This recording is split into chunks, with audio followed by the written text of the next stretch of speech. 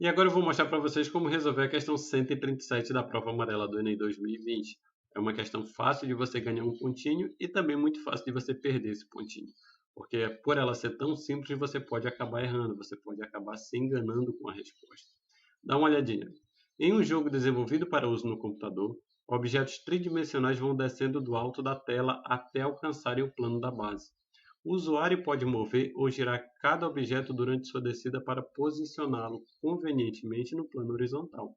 Um desses objetos é formado pela justa posição de 4 cubos idênticos, formando assim um sólido rígido, como ilustrado na figura. A figura está aqui. Para facilitar a movimentação do objeto pelo usuário, o programa projeta ortogonalmente esse sólido em 3 planos quadriculados perpendiculares entre si durante sua descida.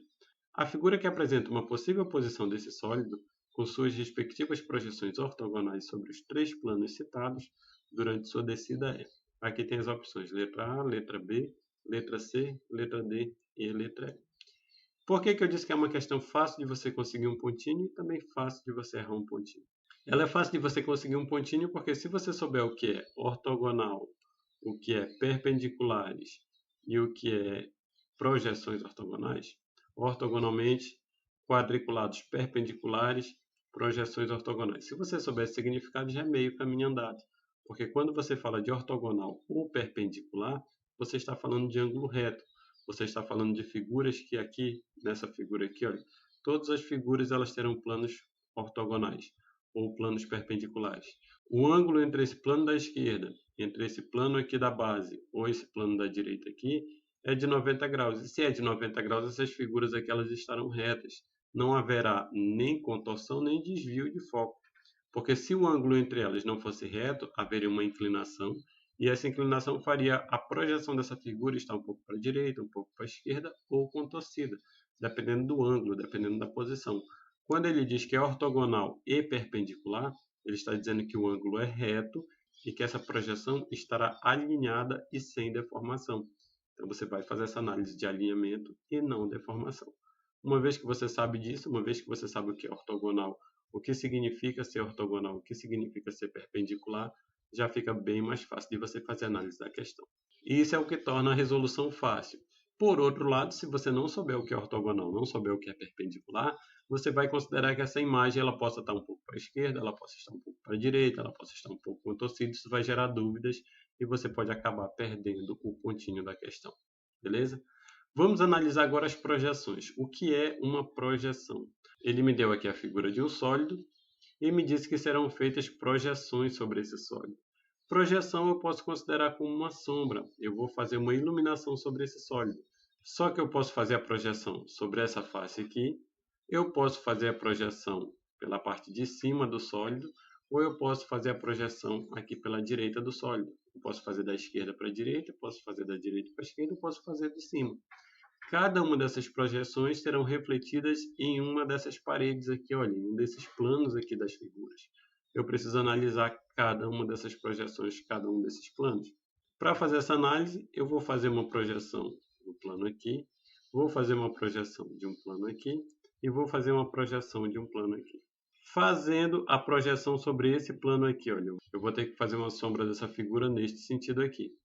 O que vai acontecer se eu fizer uma sombra dessa figura nesse sentido? Se eu colocar uma lanterna sobre esse sólido aqui nesse sentido, eu terei algo assim, olha. Eu terei uma projeção aqui que ela vai subir e vai dobrar para a direita. Ou seja, ela vai subir e vai dobrar para a direita. Fazendo uma projeção agora da esquerda para a direita, qual é a figura que vai estar aqui neste outro plano? Será uma figura assim, ela vai descer e dobrar para a direita. Então, a projeção que vai ficar aqui nesse outro plano é descendo e dobrando à direita. E se eu fizer uma projeção no sentido de cima para baixo aqui, fazendo uma projeção do alto dessa figura, o que é que vai acontecer? Eu tenho uma projeção que vem daqui e desce aqui. Ó.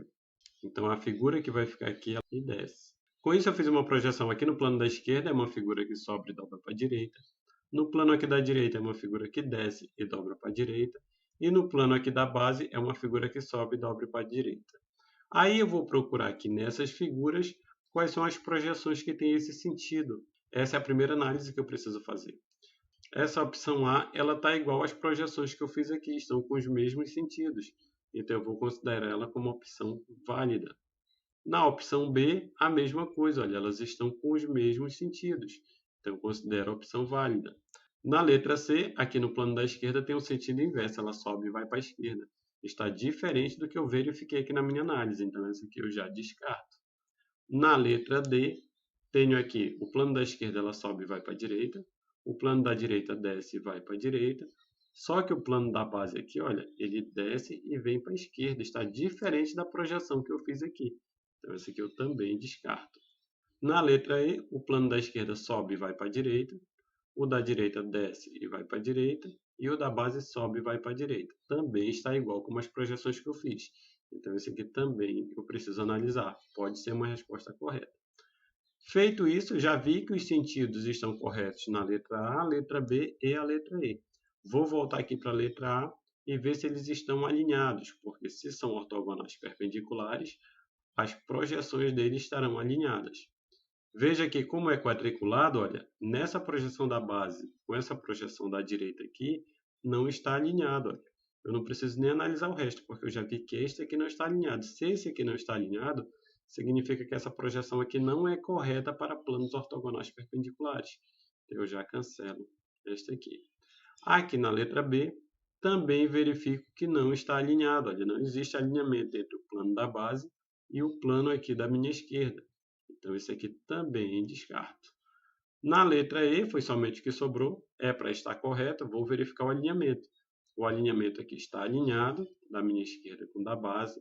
Está alinhado da esquerda com o da direita. E está alinhado da direita com o da base.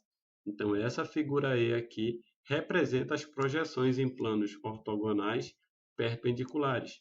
Então, minha resposta correta seria a letra E. Veja que é uma questão simples desde que você entenda o que é ortogonal e o que é perpendicular, porque quando ele fala projeta ortogonalmente esse sólido, quando ele fala planos quadriculados perpendiculares e fala em suas respectivas projeções ortogonais, você tem que saber que essa figura ela não pode estar desalinhada como está aqui na letra B e na letra A. Se você não entende isso, se você não entende o que é ortogonal perpendicular, você vai pensar que essas duas respostas aqui também podem ser respostas corretas. E isso não é verdade. Você não vai saber escolher na hora que você encontrar essas três projeções aqui. E era isso que eu queria mostrar para vocês. Beleza?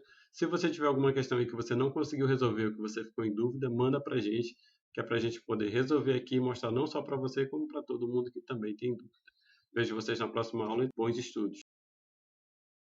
E agora eu vou mostrar para vocês como resolve essa questão aqui, a 141 da prova amarela do Enem 2020. É uma questão de probabilidade e análise combinatória. Essa questão aqui ela foi cancelada porque tem um detalhezinho aqui no comando dela que dá dualidade no sentido da resolução. Eu vou mostrar para você como resolver e vou mostrar por que ocorreu essa dualidade aqui no sentido da resolução. A questão diz assim, olha, amigo secreto é uma brincadeira tradicional nas festas de fim de ano. Um grupo de amigos se reúne e cada um deles sorteia o nome da pessoa que irá presentear. No dia da troca de presentes, uma primeira pessoa presenteia seu amigo secreto. Em seguida, o presenteado revela seu amigo secreto e o presenteia. A brincadeira continua até que todos sejam presenteados. Mesmo no caso em que o ciclo se fecha, 10 funcionários de uma empresa, entre eles um casal, participarão de um amigo secreto. A primeira pessoa a revelar será definida por sorteio. Qual é a probabilidade de que a primeira pessoa a revelar o seu amigo secreto e a última presenteada sejam as duas pessoas do casal? Amigo secreto é uma brincadeira que eu acredito que todos conheçam. Geralmente é muito feita em fim de ano, né? Como ele diz aqui. Você tira a primeira pessoa, essa primeira pessoa indica quem foi que ela tirou como amigo secreto. Daí essa pessoa que foi presenteada indica o seu próximo amigo, assim você vai até que termine a brincadeira. Nesse caso aqui, eles colocaram isso como sendo uma sequência de sorteios. Eles colocaram que 10 funcionários de uma empresa, entre eles um casal. Então você pode colocar aqui, olha, funcionário A, funcionário B, funcionário C, funcionário D, funcionário E, funcionário F, funcionário G, funcionário H, funcionário I e funcionário J. Tenho aqui 10 pessoas. Você pode escolher o nome, é como se cada letra dessa aqui representasse a primeira letra do nome de uma pessoa. A, B, C, D, E, F, G, H, I, J. Tenho aqui 10 pessoas. Se você pegar essas duas primeiras aqui como casal, olha, Ana e Beatriz, ou Antônio e Bárbara, ou Adriana e Bernardo, você escolhe aí, mas essas duas pessoas aqui representam o casal. Quando ele diz assim, qual é a probabilidade de que a primeira pessoa a revelar o seu amigo secreto e a última presenteada sejam as duas pessoas do casal, ele quer saber qual a probabilidade dessa primeira pessoa sair daqui e da última pessoa sair daqui. Só que quando ele faz isso, ele está tratando de sorteio. Como é que funciona o sorteio? Eu terei uma, duas, três, quatro, cinco, seis, sete, oito, nove, 10. Eu tenho 10 possibilidades de escolha aqui. Aqui será sorteada a primeira pessoa, aqui será escolhida a segunda pessoa, não é mais sorteio. Escolhida a terceira pessoa, a quarta pessoa, a quinta pessoa, a sexta, a sétima, a oitava, a nona e a décima. Só que o que acontece no amigo secreto? No amigo secreto, diferentemente de sorteio, a pessoa que aparecer aqui na terceira posição, olha, ela pode ser a primeira que foi sorteada aqui. Imagine aqui que no primeiro aqui saiu o Antônio, aí o Antônio escolheu quem? Escolheu o Carlos. O Carlos escolheu a Dayana e a Dayana escolheu o Antônio novamente e o ciclo se fechou. E o detalhe aqui no comando que faz essa questão ser cancelada é esse aqui, olha. A brincadeira continua até que todos sejam presenteados, mesmo no caso em que o ciclo se fecha. Só que esse ciclo ele pode se fechar 2 a 2. O Antônio pode tirar o Carlos e o Carlos pode tirar o Antônio.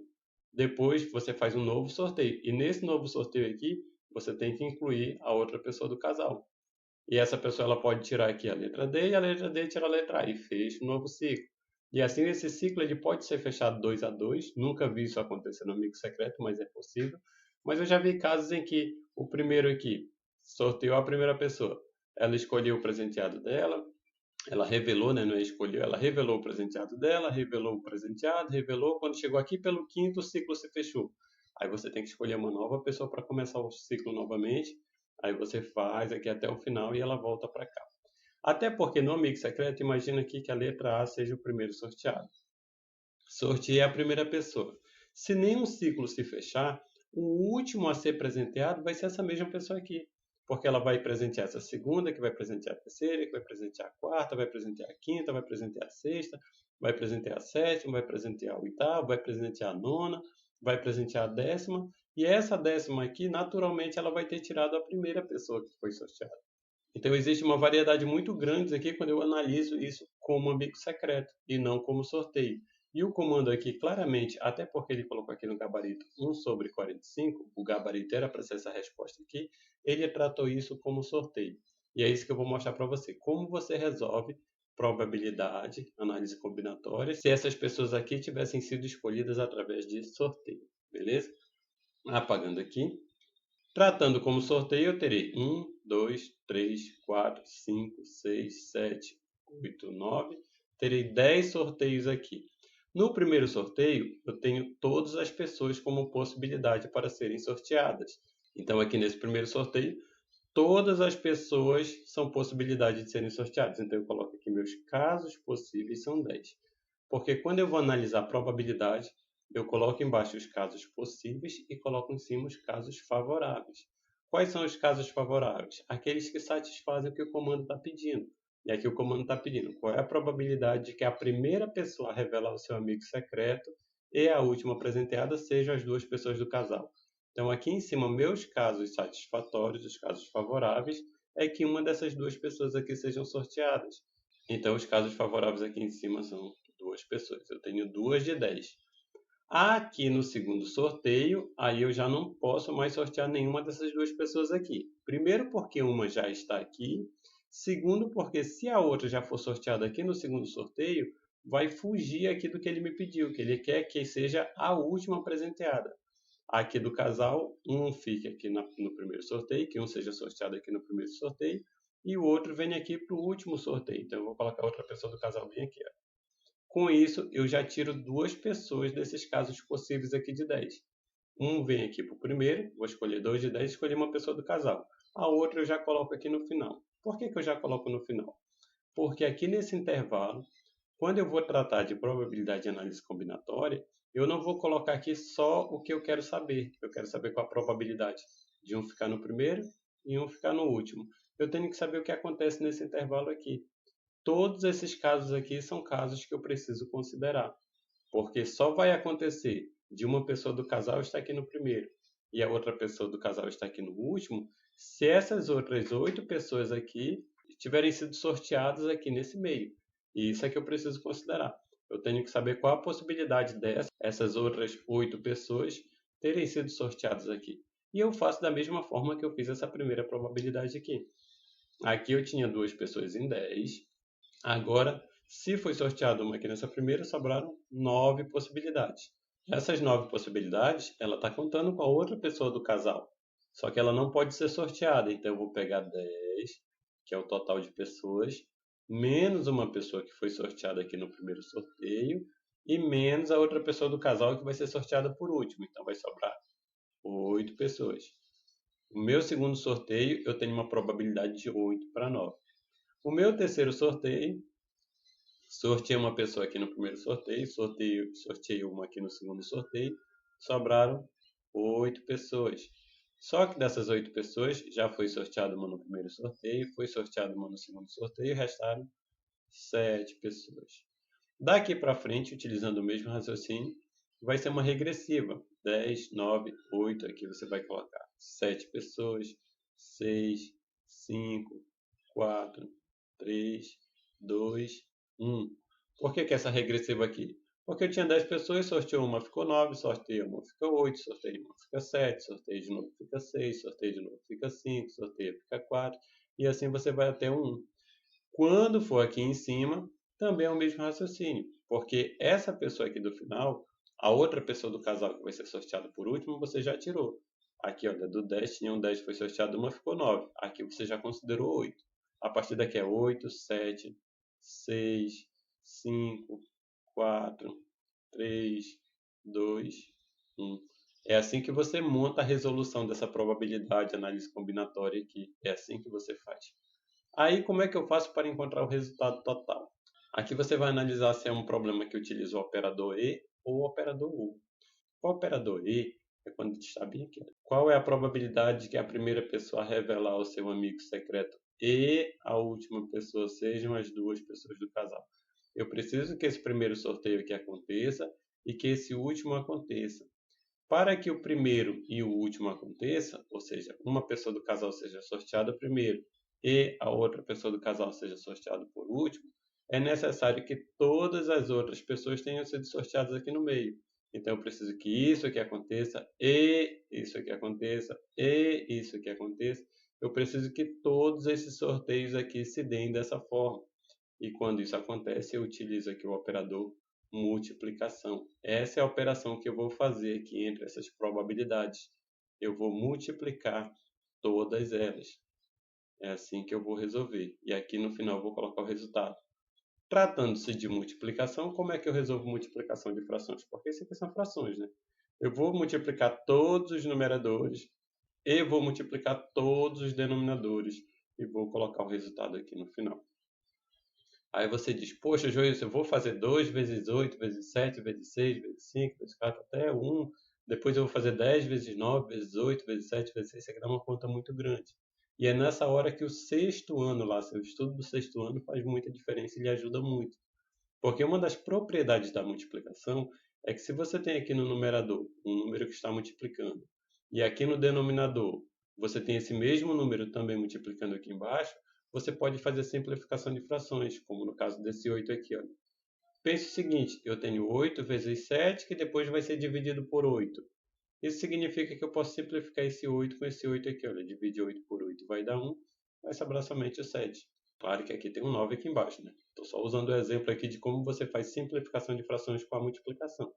Porque esse conhecimento sobre simplificação de frações vai permitir você simplificar esse 8 com esse 8, vai simplificar o 7 com 7, vai simplificar o 6 com 6, o 5 com o 5, o 4 com o 4, o 3 com o 3, o 2 com o 2. Eu vou colocar aqui um com 1 também, só para seguir o raciocínio. Mas 1 por 1 é 1. Quando você faz essa simplificação, o que sobra para você? No numerador vai sobrar o 2 aqui do início e vai sobrar o 1 aqui do final. Aqui no denominador vai sobrar o 10 e o 9.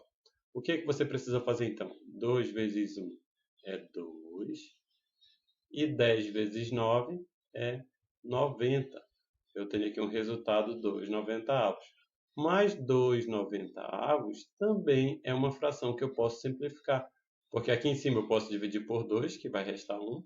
Aqui embaixo eu posso dividir por 2, que dá 45. Então, meu resultado é 1/45, que seria, como eu mostrei para vocês, a letra B aqui do gabarito.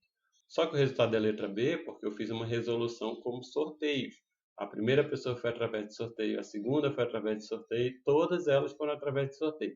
Se eu fizer uma análise disso aqui como amigo secreto, como ele colocou aqui no comando, considerando as possibilidades em que o ciclo se fecha, eu tenho muitas outras possibilidades, tenho muitos outros resultados que eu posso apresentar aqui e não esse 1/45, beleza? É assim que você resolve análise combinatória, é assim que você resolve probabilidade. Espero que você tenha entendido, espero que você tenha gostado. Se quiser assistir mais vídeos, eu estou fazendo toda a resolução do Enem 2020, já fiz a do Enem 2019 e também coloco outros temas do sexto ano que ajudam muito na hora de uma resolução dessa aqui. Ó. O que me facilitou a vida nessa resolução aqui foi eu conhecer as propriedades da multiplicação de frações. E isso eu também, vez ou outra, eu coloco aqui no canal para você relembrar o que você estudou lá no sexto ano. Beleza? Desejo a você bons estudos e até a próxima aula. E agora vamos resolver o problema 142. Diz o seguinte: 3 amigos, André, Bernardo e Carlos, moram em um condomínio fechado de uma cidade. O quadriculado representa a localização das ruas paralelas e perpendiculares, delimitando quadras de mesmo tamanho nesse condomínio, em que nos pontos A, B e C estão localizadas as casas de André, Bernardo e Carlos, respectivamente. Aqui está o quadriculado do condomínio. Aqui está o ponto A, aqui está o ponto B e o ponto C, ou seja, a casa de André, a casa de Bernardo e a casa de Carlos. André deseja deslocar-se da sua casa até a casa de Bernardo sem passar pela casa de Carlos, seguindo ao longo das ruas do condomínio, fazendo sempre deslocamentos para a direita ou para cima, segundo o esquema da figura.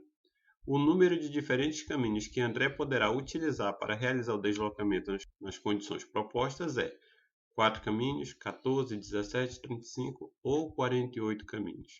A pergunta é: aqui da casa de André, se André sair e quiser chegar até a casa de Bernardo sem passar pela casa de Carlos, quantos caminhos possíveis ele pode fazer?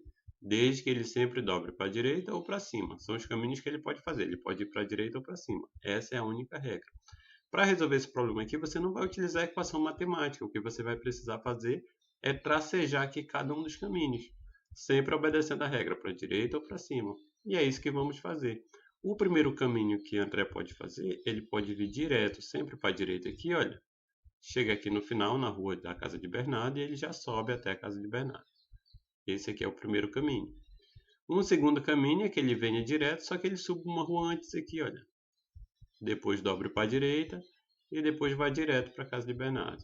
Um terceiro caminho é que ao invés dele dobrar para a direita aqui, ele suba mais uma rua, dobre para a direita e vá para a casa de Bernardo. E por fim ele pode subir direto nessa rua aqui e dobrar para a direita somente aqui em cima. Então veja que nós já temos o primeiro caminho, segundo caminho, terceiro caminho, quarto caminho. Mas o André também pode subir nessa rua aqui, olha. E se ele subir nessa rua e depois dobrar à direita, novamente ele vai poder vir direto e subir, será um caminho. Ele vai poder dobrar aqui e subir, será o segundo caminho. Ou ele vai poder dobrar aqui e subir, que será um terceiro caminho. Ou seja, se André subir nessa rua, ele tem 3 possibilidades. Se ele subir nessa aqui, ele tem mais 3 possibilidades. O mesmo acontece se ele subir nessa rua aqui, olha. Ele tem novamente mais 3 possibilidades, porque ele pode vir direto e subir, ele pode dobrar aqui e subir, ou ele pode dobrar só aqui no final. A mesma coisa se ele subir aqui, olha, ele sobe aqui, daqui ele dobra para a direita. Tem mais 3 possibilidades, ele vem direto e sobe, ele dobra aqui e sobe, ele dobra aqui e sobe. Veja, para cada linha dessa aqui que André sobe, ele tem 3 possibilidades. Se ele subir aqui, ele tem 3 possibilidades. Se ele subir aqui, ele tem 3. Se ele subir aqui, ele tem 3. Se ele subir aqui, ele tem 3. E tem mais essa possibilidade dele vir direto aqui e subir.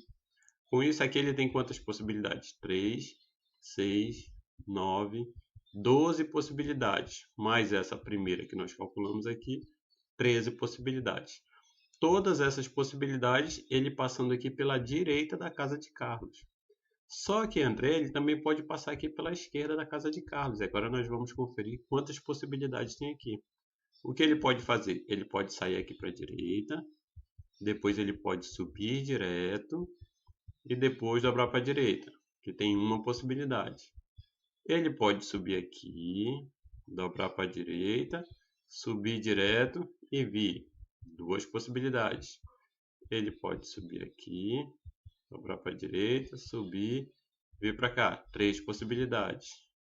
Ele pode vir reto e dobrar para a direita. Quatro possibilidades. Veja, uma possibilidade é ele subir direto e dobrar para a direita. Duas possibilidades é ele subir essa primeira quadra aqui e dobrar e depois subir. Três possibilidades é ele subir duas quadras, dobrar, aí depois subir e dobrar para a direita. Três possibilidades é ele subir aqui e vir para cá. Ele tem 4 possibilidades de passar pela esquerda da casa de Carlos e tem 13 possibilidades de passar pela direita da casa de Carlos. Todos esses caminhos ele está fazendo sem passar pela casa de Carlos. Então, qual o total de caminhos? O número de diferentes caminhos que André poderá utilizar para realizar o deslocamento nas condições propostas é 13 possibilidades pela direita e 4 possibilidades pela esquerda, um total de 17 possibilidades. Resposta é a letra C. Questão simples, sem precisar fazer continha nenhuma. Você precisa somente percorrer aqui cada caminho possível, sempre para a direita e para cima, e você vai descobrir que o total de caminhos são 17 caminhos. Beleza? Bons estudos e até a próxima aula. E agora eu vou mostrar para você como resolver essa questão 144 da prova amarela do Enem 2020. É basicamente uma relação entre grandezas, é uma questão de relação entre grandezas, que eu vou mostrar para você como você analisar e resolver essa questão. Dá uma olhada. Um motociclista planeja realizar uma viagem cujo destino fica a 500 km de sua casa. Sua moto consome 5 litros de gasolina para cada 100 km rodados, e o tanque da moto tem capacidade para 22 litros. Pelo mapa, observou que no trajeto da viagem, o último posto disponível para reabastecimento, chamado Estrela, fica a 80 km do seu destino. Ele pretende partir com o tanque da moto cheio e planeja fazer somente 2 paradas para reabastecimento, uma na ida e outra na volta, ambas no posto Estrela. No reabastecimento para a viagem de ida, deve considerar também combustível suficiente para se deslocar por 200 km no seu destino. A quantidade mínima de combustível em litro que esse motociclista deve reabastecer no posto Estrela na viagem de ida, que seja suficiente para fazer o segundo reabastecimento.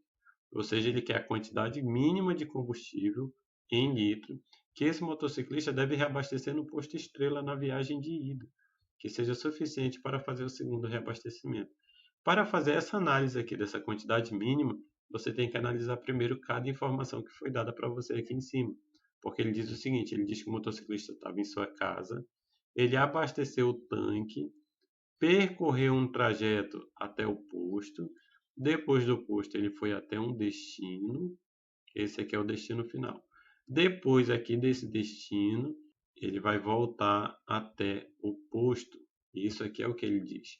E ele vai precisar fazer o cálculo de consumo de combustível durante esse trajeto aqui para analisar quanto ele vai precisar abastecer aqui na viagem de ida. Então, o que você vai fazer? Você começa aqui do início do comando. Um motociclista planeja realizar uma viagem cujo destino fica a 500 km de sua casa. Então, você coloca aqui que essa distância aqui é de 500 km. Começando a fazer a análise do problema. Sua moto consome 5 litros de gasolina para cada 100 km rodados. Então, o consumo da moto, vou colocar aqui do lado, é 5 litros para cada 100 km. Isso aqui já é um tema do sexto ano, você vai precisar fazer simplificação de frações, porque isso aqui é a relação entre grandezas. Você vai dividir aqui em cima por 5 e dividir aqui embaixo por 5. 5 por 5 vai dar 1, 100 dividido por 5 vai dar 20. O que essa informação aqui me dá? Ela me dá que se 5 litros de gasolina percorrem 100 km, 1 litro de gasolina ele vai percorrer 20 km. São frações equivalentes. Com 1 litro de gasolina ele percorre 20 km, com 5 litros ele percorre 100. Você tem que fazer essa simplificação para encontrar aqui qual o consumo para cada litro de combustível. Vai ser muito importante essa informação. Seguindo aqui, e o tanque da moto tem capacidade para 22 litros. Veja, Primeiro ele me diz que a moto percorre 20 km com 1 litro de combustível, depois ele me diz que o tanque tem 22 litros. Se o tanque tem 22 litros, eu vou fazer 22 vezes 20, não é isso? Porque se tem 22 litros e com cada litro ele percorre 20 km, isso aqui me dá a autonomia total do tanque de combustível. Que eu faço 2 vezes 22 dá 44, e esse zero eu coloco aqui. 440 é a autonomia desse tanque de combustível. Estou só colocando as informações aqui. Então ele coloca 22 litros. Pelo mapa observou que o trajeto da viagem, o último posto disponível para reabastecimento chamado Estrela, fica a 80 km do seu destino. Então, a distância entre o posto e o destino final é 80 km. Eu posso colocar esse 80 aqui, já posso colocar esse 80 aqui, e tem uma distância aqui entre a casa dele e o posto. Se o total são 500 km e a distância do posto ao destino é 80, aqui vai sobrar 420, não é isso? Com um total de 500, posto ao destino é 80, da casa ao posto será 420. Ele pretende partir com o tanque da moto cheio e planeja fazer somente 2 paradas para reabastecimento, uma na ida e outra na volta, ambas no posto Estrela. No reabastecimento para a viagem de ida, deve considerar também combustível suficiente para se deslocar por 200 km do destino. Entre essa ida aqui e essa volta, ele precisa percorrer aqui 200 km. Veja, ele está vindo aqui, percorreu 420 km, vai abastecer, vai percorrer mais 80, depois ele vai percorrer mais 200, depois ele vai voltar mais 80. Essa é a situação que ele está nos dando. A quantidade mínima de combustível em litro que esse motociclista deve reabastecer no posto Estrela para a viagem de ida, que seja suficiente para fazer o segundo reabastecimento. Qual é a primeira análise que vamos fazer? Nós vamos analisar com quanto de combustível esse motociclista chegou aqui no posto. Por quê? Porque aqui ele percorreu 420 quilômetros, ele vai chegar aqui com o tanque vazio, ele vai chegar aqui sobrando combustível no tanque, ou ele nem vai chegar aqui, nem vai conseguir chegar aqui. Essa é a primeira análise. E aqui pela autonomia, olha, 22 litros, percorrendo 20 quilômetros com cada litro, ele vai percorrer 440 quilômetros. Essa é a autonomia. E aqui ele percorreu 420. Significa que ele ainda tem no tanque de combustível 20 km de sobra, que é 440 menos 420. Então, 440 menos 420, 20 km de sobra, significa que ele tem no tanque, o tanque de combustível, ainda tem 1 litro de combustível. Quando ele chega aqui no posto, ele ainda tem 1 litro no tanque. Você entendeu essa parte? O que nós temos? Ele saiu com o tanque cheio, que são 22 litros. Com cada litro ele percorre 20 quilômetros, e isso ele consegue percorrer 440 quilômetros com esse tanque. Se a distância entre a casa dele até o posto são só 420, significa que ele ainda tem uma autonomia de 20 quilômetros, que é exatamente a quantidade de quilômetros que ele roda com 1 litro. Ou seja, ele ainda tem 1 litro de combustível no tanque dele. Essa é a primeira informação. Agora, o que nós precisamos fazer? Nós precisamos verificar quantos litros de combustível esse motociclista precisa para sair do posto, vir até o destino, rodar 200 km e depois voltar até o posto. Como eu faço isso? Eu vou fazer a soma dessa quantidade de quilômetros aqui. Ele vai percorrer 200 km no destino, tem 80 km do posto até ir ao destino, depois tem 80 km voltando do destino até o posto. Aqui dá 0, 8 e 8 é 16, coloco 6 e vai a 1, 1 e 2 é 3. 360 km é o total de quilômetros que ele vai percorrer. E se eu quiser saber quantos litros eu preciso para percorrer isso aqui, basta dividir por 20. Tem um zero aqui que eu posso simplificar com esse zero daqui, vai ficar 36 dividido por 2. Ou você pode fazer 3 dividido por 2 é 1, 1 vezes 2 é 2, resta 1, baixa o 6, 16 dividido por 2 é 8. 8 vezes 2 é 16, dá resto 0. 18 litros de combustível é o que ele vai precisar para percorrer esse trajeto aqui.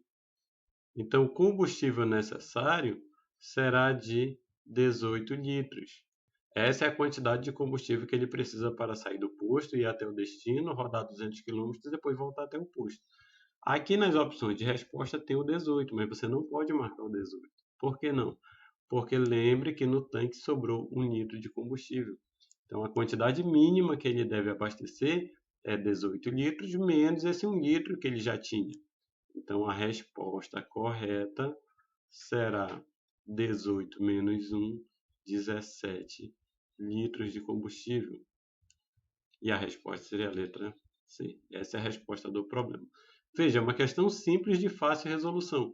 Você só não pode se confundir e esquecer desse 1 litro de combustível aqui, ou esquecer dos 200 quilômetros aqui, ou esquecer de fazer a simplificação aqui para você encontrar quantos quilômetros ele percorre com 1 litro de combustível. Você não pode esquecer desses detalhes, beleza? Então, eu mostrei aqui para você como você fazer a análise passo a passo, depois como você retirar cada informação do comando, para depois você chegar aqui no resultado correto e ganhar o pontinho da questão. Espero que você tenha compreendido. Se você tiver alguma questão que você tenha dúvida, algum assunto que você tenha dúvida e queira saber mais, manda para a gente que é para eu resolver e trazer aqui para vocês. Desejo bons estudos e até a próxima aula. E agora vamos resolver a questão 147 da prova amarela do Enem 2020. Ela diz o seguinte: pesquisadores da Universidade de Tecnologia de Viena, na Áustria, produziram miniaturas de objetos em impressoras 3D de alta precisão.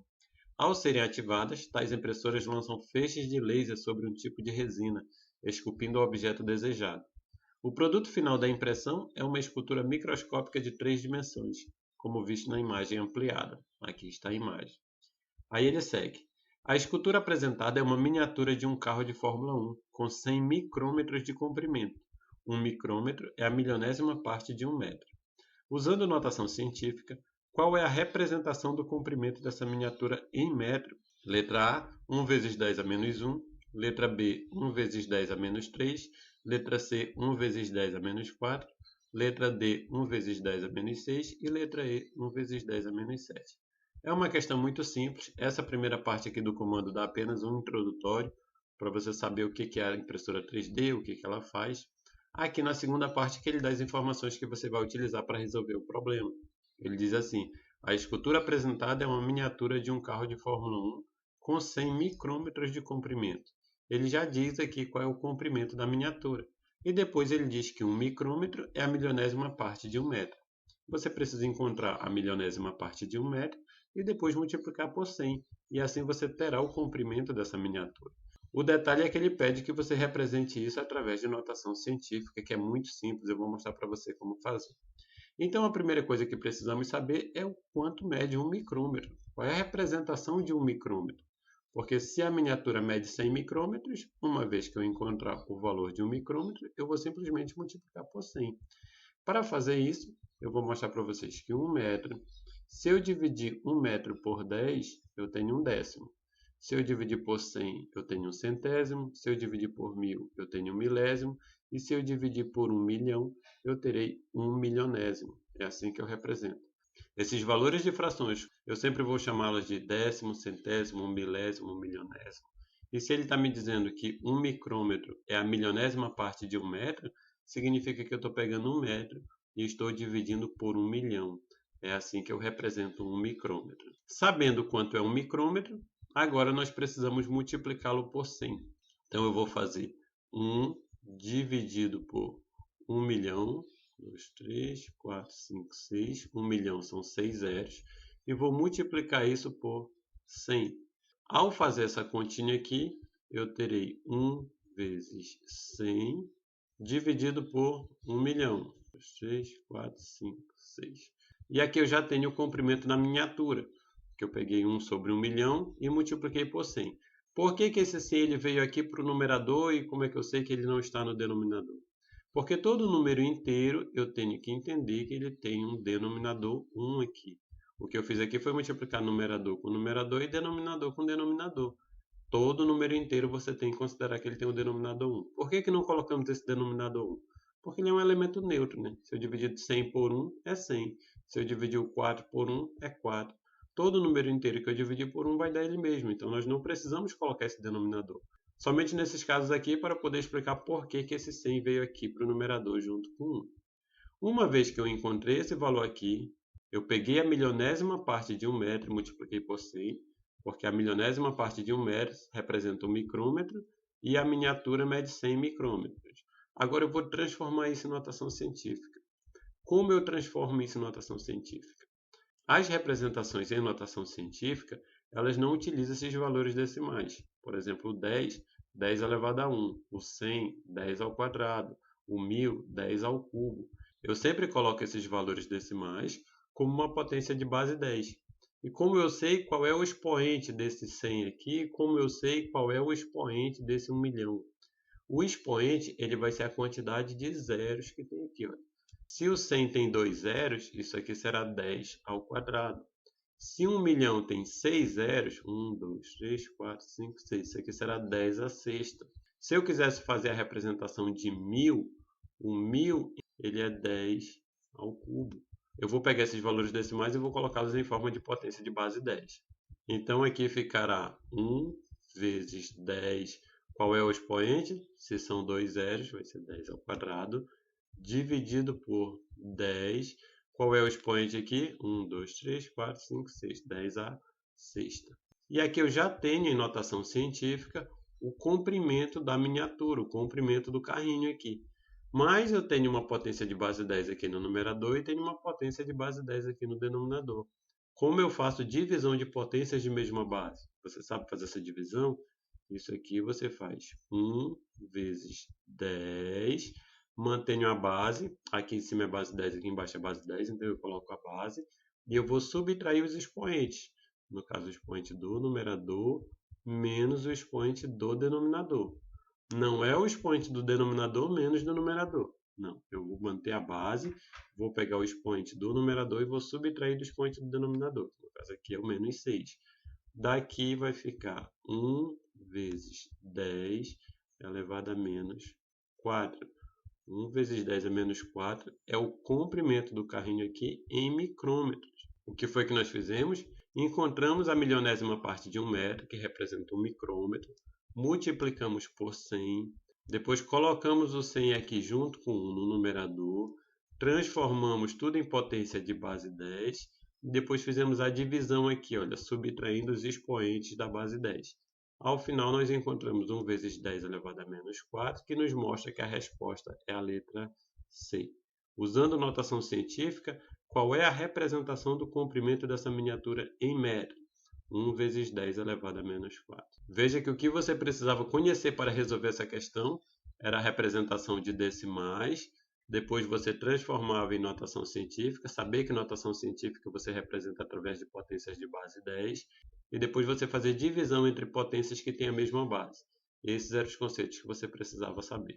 E se você quiser assistir mais vídeos como esse, se inscreve aqui no canal que diariamente eu coloco vídeos aqui sobre resoluções do Enem, resoluções de outros livros, assim como alguns conceitos matemáticos. E desejo bons estudos e até a próxima aula.